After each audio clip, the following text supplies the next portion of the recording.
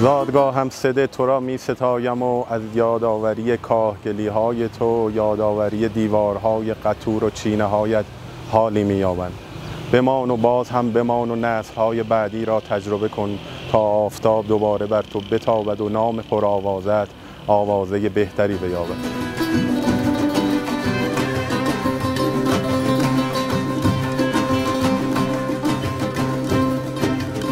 به خوبی به یاد دارم که سال 1362 روستای سده لنجان مجوز گرفت و تبدیل به شهر شد و قریب به فکر میکنم 40 ساله که خدمت شهری رو داره.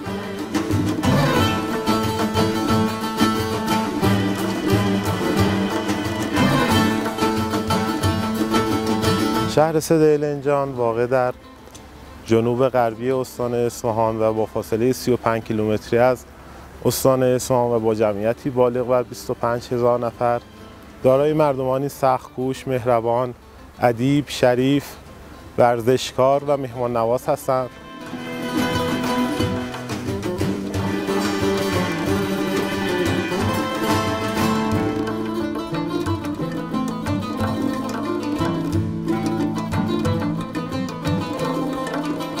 فاصله این شهر تا شهر تهران به عنوان پایتخت کشورمون حدوداً 450 کیلومتر است.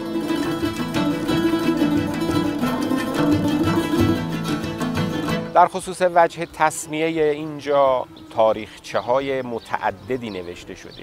اونچه که غالبه و بیشتر مورد توجهه این که اینجا سده یا سدژ ازش نام برده می شده. اینها به واسطه مسائل امنیتی ترجیح میدن که در واقع یکی بشن. این سدژ یا سده 3 تا محله بوده، بعضی میگن 3 محله بوده، بعضی میگن 3 دژ بوده، بعضی 3 تا قلعه بوده.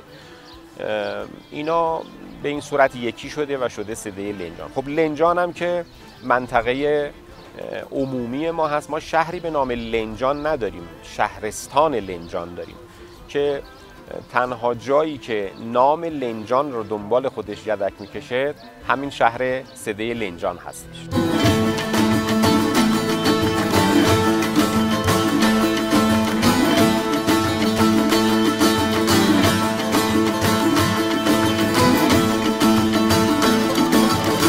در سده لنجان 2 طایفه یا 2 قوم زندگی میکردن.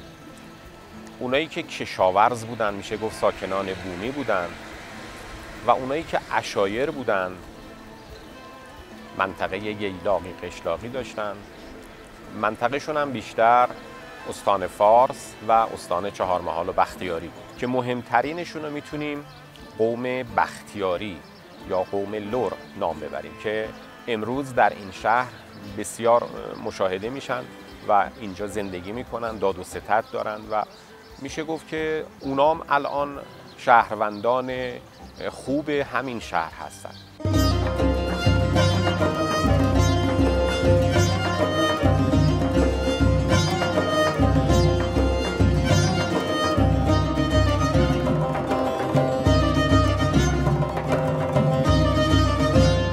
مردم شهر سده لنجان به عنوان مردمی که دارای انس و الفت هستند معروف هستند و همین باعث شده است که با اقوامی که در شهر آمدند و سکونت پیدا کردند با مهربانی رفتار کنند و زندگی بسیار خوبی در کنار هم داشته باشند.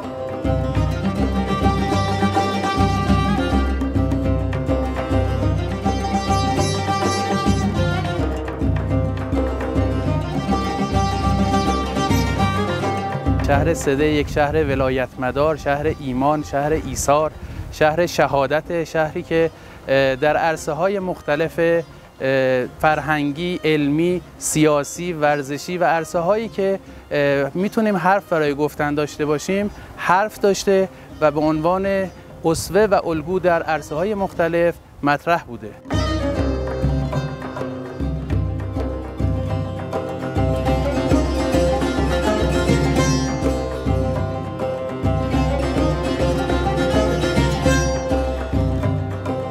جوانان این شهر از زمان پیروزی انقلاب و در دفاع مقدس نقش آفرینی کردند. فرماندهان عزیزی که ما در این شهر داشتیم و هر کدامشون در دفاع مقدس در جبهه‌های حق علیه باطل تونستن نقش آفرینی بکنن و برگ زرینی دیگر رو به افتخارات این شهر بیفزایند. این فرهنگ ایثار و شهادت در دهه‌های مختلف در عرصه‌های مختلف در مردم شهر سده وجود داشته. 66 شهید تقدیم انقلاب اسلامی کردند، 4 آزاده داریم در شهرمون، بیش از 150 نفر جانباز داریم، مردم ولایی، ولایت مدار و انقلابی داریم در شهرمون.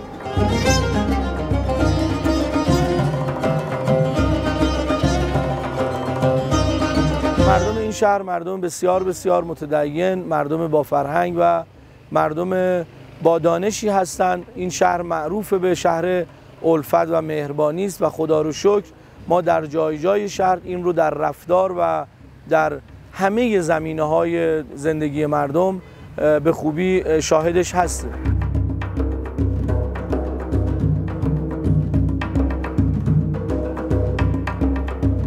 خود مردم بزرگوار این شهر اهل فرهنگ هستند، اهل فضل هستند، اهل دانش هستند. انجمن‌های ادبی گوناگونی رو ما در سطح شهر شاهد هستیم. شاعرای به نامی داریم، ادبای به نامی داریم. مشاهیر بسیار زیادی داریم در سطح شهرمون که من تعدادی از آنها را نام ببرم. حاجی عبدالله فهیم، آقای پروفسور اسفندیار معتمدی، پروفسور محمود معتمدی، آقای دکتر فرید براتی، آقای جعفر نازمریا و دیگر شاعران قدیمی شهرمان، آقای مشتاق و خرم هستند که شهر ما را شهر فرهنگی قرار دادند.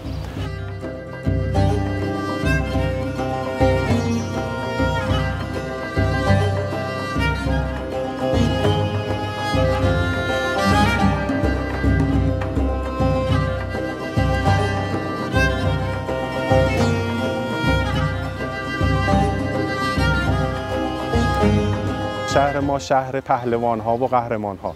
در حوزه ورزش به خاطر وجود جوانان با استعداد و مستعدی که در شهر وجود داره در رشته‌های مختلف ورزشی، این جوانان دارای عناوین مختلف استانی و کشوری هستند که میتونن به ورزش‌های وزنه‌برداری، مچ‌اندازی، پاور لیفتینگ، هندبال، فوتبال و ورزش‌های انفرادی اشاره کنند. این شهر به دلیل ظرفیت‌های بالایی که داره، جوانان ارزشمند و ارزنده‌ای که داره، به عنوان مهد وزنه‌برداری ایران هست. شهر اولین و تنها قهرمان المپیک استان اصفهان آقای سهراب مرادی، قهرمان جهان آقای رسول معتمدی و قهرمان‌های آسیا در رشته‌های وزنه‌برداری، پاور لیفتینگ و دو میدانی.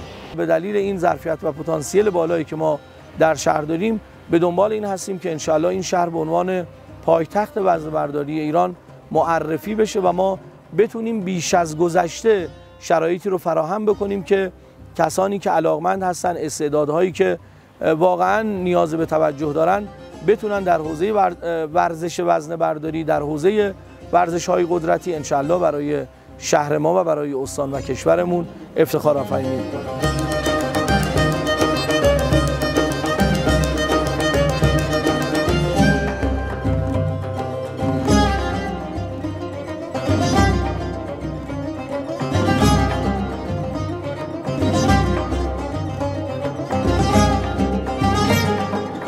سده لنجان ساحل بسیار زیبایی دارد. امیدواریم که زاینده رود همیشه پر آب باشد، این ساحل زیباتر و چشم نوازتر باشه. از سمت غرب شهر ما با شهر زاینده رود و با شهر باغبادران همسایه هستیم. همینطور این ساحل را که ادامه بدن گردشگرها مناظر چشم نوازی را در پیش روی خودشون خواهند داشت.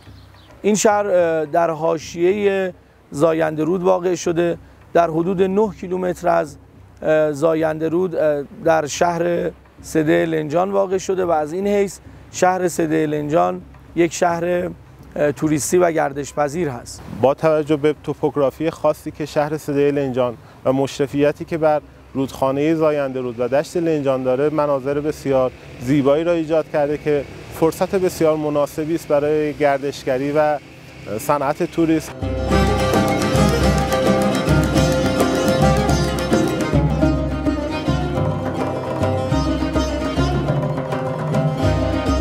در در سمت‌های شرق و غرب به تپه‌های مشرف به دریاچه قایقرانی و در سمت غرب به کوه کولادان که مشرف بر دشت لنجان می باشد نمای بسیار زیبایی را برای شهر سده لنجان ایجاد کردند.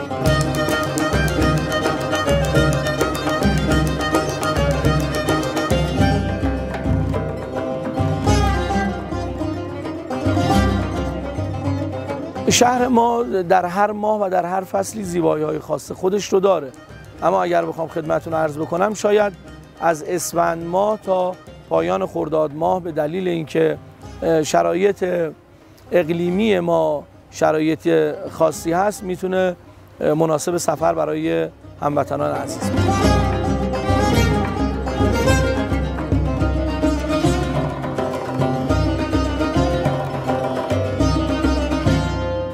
مردمان این شهر از زمانهای بسیار دور به دلیل قرار گرفتن شهر سده لنجان در دامنه زاینده رود به شغل کشاورزی و دامداری مشغول بودند.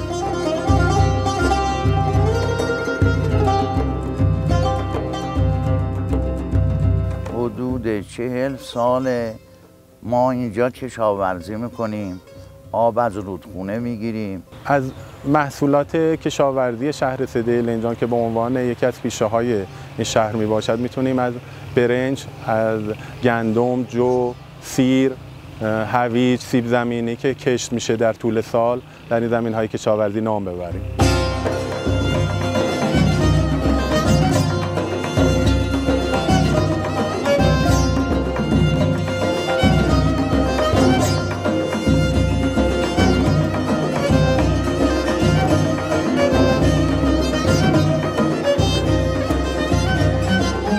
خب یکی از مهمترین محصولات کشاورزی ما بحث برنج هست. دو کشم عمل میاریم ما، یکی این که گندم کاری میکنیم یا جو کاری انجام میدیم، بعدش هم کشت دوممون برنج لنجان ثبت ملی این شهر هست به دلیل کیفیت و همینطور خوب بودن این محصول. برنج ما یک شهره جهانی داره. از ابتدا تا زمانی که ما برداشت میکنیم حدوداً 6 ماه 5 ماه 6 ماه وقت میبره.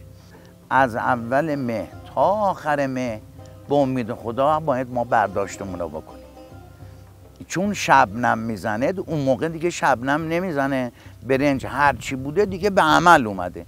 ما تو این 1 ماه اینا رو به دست میاریم.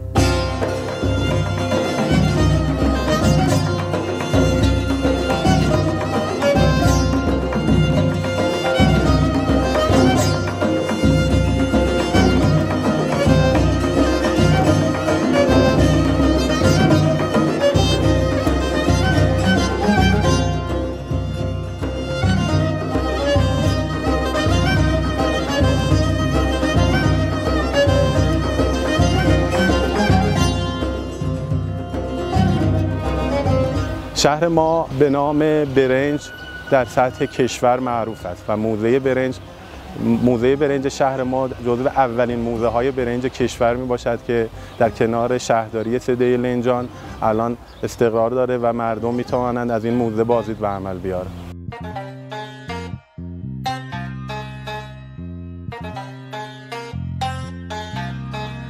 فتحی هستم، مسئول موزه مردم شناسی شهر سده لنجان.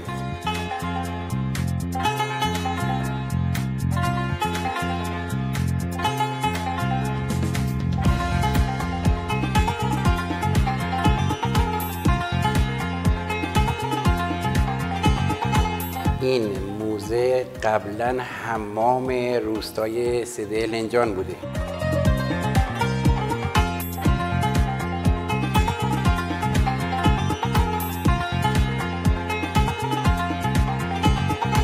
طی مسافرت هایی که به اقصانقاط مختلف کشور داشتم و از موزه های مختلف کشور، موزه های فرهنگی، مردم شناسی، طبیعی و غیره بازدید می کردم، گفتم چرا توی شهر خودمون ما یک موزه نداشته باشیم. و از اونجایی که این حمام را هم زیر نظر داشتیم، پس از اینکه مرمت شد، وسایل کشاورزی، وسایل اساس‌البیت زندگی مردم و مردم شناسایی تماما اینجا گردآوری شد و تبدیل شد به موزه.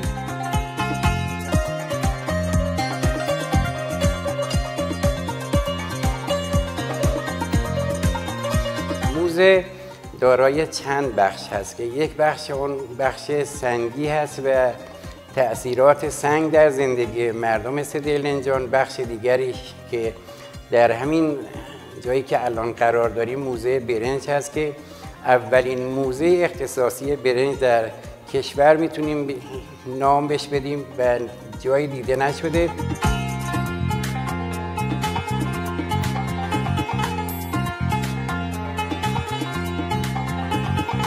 در این موزه وسایل کاشت و داشت و برداشت و ذخیره سازی و توزیع و آلات و ادوات کشاورزی که سنتی هستن و دیگه ازشون استفاده نمیشه جهت بازدید عموم شهروندان عزیز، هم میهنان و هم شهرستانی همون اینجا گردآوری شده.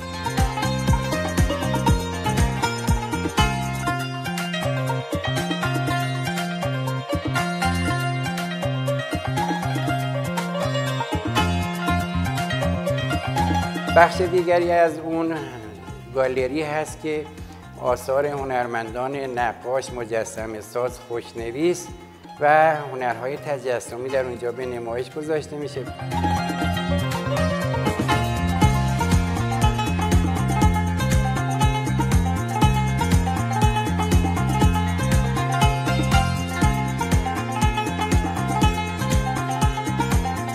بخش دیگری از اون موزه مردم شناسی هست که اشاره دارد به وسایل و اساس زندگی مردمان گذشته و شیوه های زندگی اونها در خصوص لباس، پوشش، گرم کردن خانه ها، نور و روشنایی و وسایل زندگی.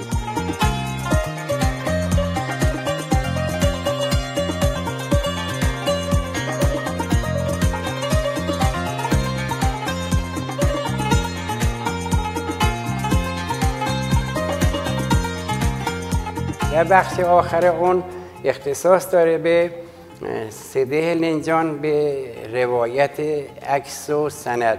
آثار شعرا، نویسندگان سدهلنجان در اونجا نگهداری میشه. خدمتتون بگم که اسناد قدیمی شهر که از گذشتگان به ما رسیده، کتاب‌ها و قرآن‌های خطی قدیمی و وسایلی که مربوط به تعلیم و تربیت و آموزش پرورش رسمی و غیر رسمی در سدهلنجان هست.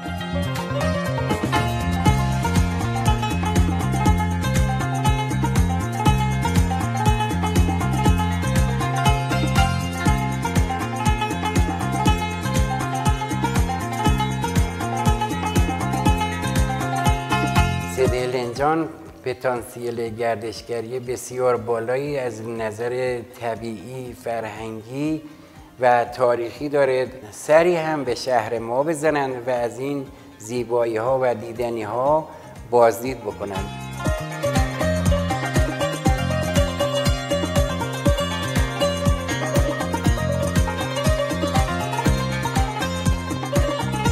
در حوزه صنعت به خاطر موقعیت جغرافیایی و مکانی که شهر سدهلنجان در کنار صنایع بزرگ و مهم کشور قرار داره، از جمله ذوب‌آهن اصفهان و مجتمع فولاد مبارکه و به خاطر قرار گرفتن در کنار راه مواصلاتی بین استانهای اصفهان، چهارمحال بختیاری و خوزستان قرار داره، موقعیت بسیار مناسبی را در حوزه صنعت و سرمایه‌گذاری در حوزه صنعت ایجاد کرده است که به خاطر وجود سایت صنعتی و سایت کارگاهی که در شهر سدهلنجان هست، شرایط بسیار خوبی است که سرمایه‌گذاران محترم در حوزه صنعت بتونند از این موقعیت استفاده کنند. ما در شهر سدهلنجان به دنبال توسعه پایدار هستیم. به همین خاطر 84 هکتار از زمین‌های این شهر برای مجموعه کارگاهی و صنعتی پیش بینی شده. خدا رو شکر امروز صنایع خوبی در این مجموعه دارن به کار و فعالیت مشغول هستند و باعث ایجاد اشتغال عزیزانی شدند.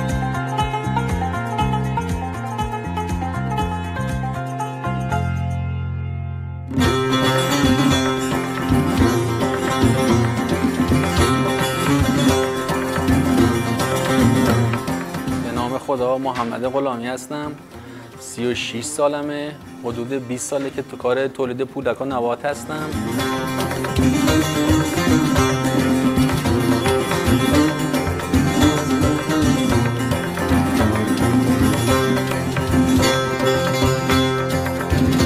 ما اینجا محصولاتی که تولید میکنیم حدود 6 نمونه محصول از شکر تولید میکنیم. حالا این 6 نمونه محصول خودشون هر کدومشون شاخه‌های مختلفی داره، طعم‌های مختلف و اشکال مختلفی داره.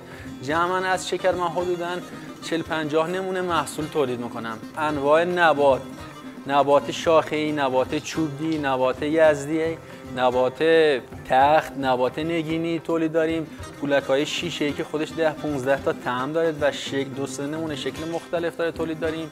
انواع آب نبات تولید داریم، به 3 تا شکل مختلف تولید داریم و به 10-15 طعم مختلف تولید داریم اینجا آب نبات. انواع شربت‌های طبیعی ارگانیکا ما تولید داریم، شربت سکنجمی، شربت نعنا، شربت زعفران.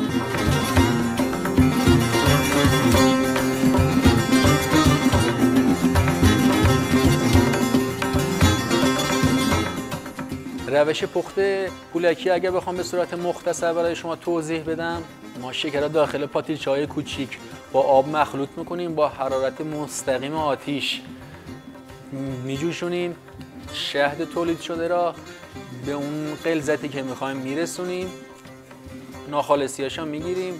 بعد از اون که رسید به اون غلظت مورد نظر میریزیم روی سنگ سرد کن، یکم حرارت شهدمون شیرمون گرفته میشه، خنک‌تر میشه. موقع بسته به این که چه نمونه پولکی بخوام تولید کنیم، نارگیل باشه، کنجد باشه یا چیزای دیگه، بهش اضاف میکنیم، ورزش میدیم و از زیر چرخ پولکی اونا رد میکنیم و از روی میز سرد کن از زیر فنا رد میشه، بار خنک میشه و میره روی سرند برای اینکه خورده‌اش گرفته بشه و بره برای بسته‌بندی.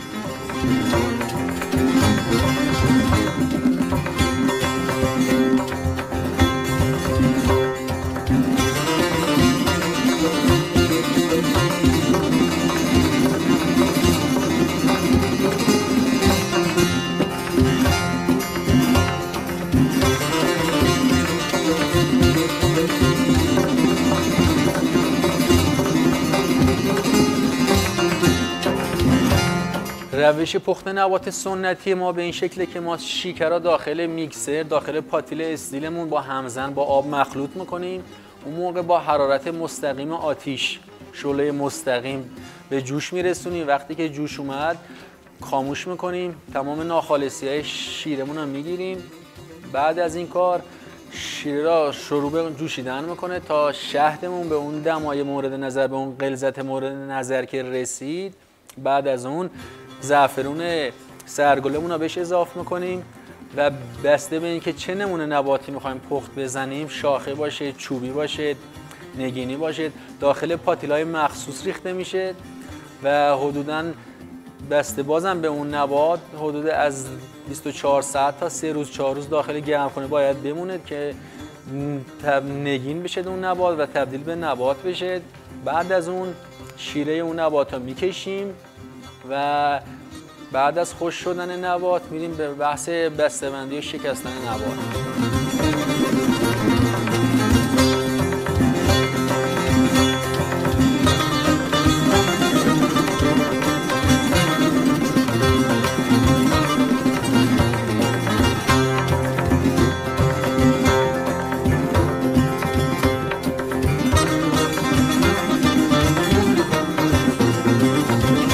در این کارگاه محصولاتمون رو به صورت کاملا ارگانیک و به صورت سنتی در حال تولید هستیم.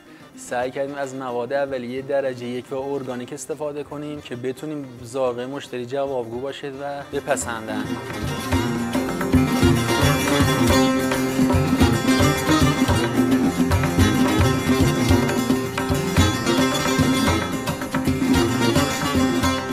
محصولات تولیدی ما در این کارگاه به صورت یه فروشگاه خودمون داریم جلو مغازه، برای اینکه عزیزان مسافری که میان یا همشهریان خودمون بتونن بیان خرید کنن، داخل فروشگاه خودمون به صورت مستقیمه عرضه میکنیم و مازاد تولیدمون رو به استانهای همجوار از جمله استان اصفهان، استان خوزستان، استان فارس، عرضم به خدمت شما مشتریایی داریم که از استان خراسان رضوی ارسال داریم.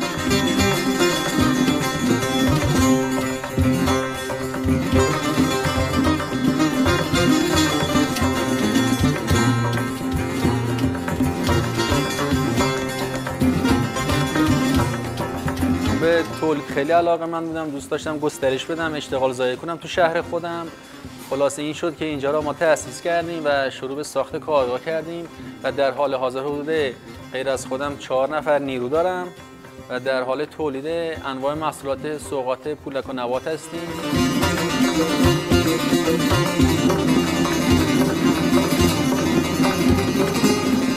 از همه بینندگان عزیز دعوت میکنم که به شهر سده النجان تشریف بیارن و کام خودشون رو با سوغات شهر ما شیرین کنن.